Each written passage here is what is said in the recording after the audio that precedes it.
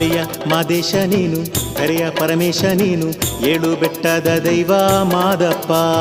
ಮಲೆಯ ಮಾದೇಶ ನೀನು, ಕರೆಯ ಪರಮೇಶ ನೀನು, ಏಳು ಬೆಟ್ಟದ ದೈವ ಮಾದಪ್ಪ.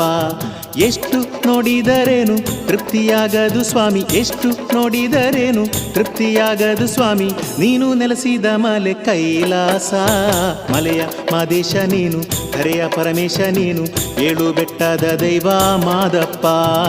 ಏಳು ಬೆಟ್ಟದ ದೈವ ಮಾದಪ್ಪ.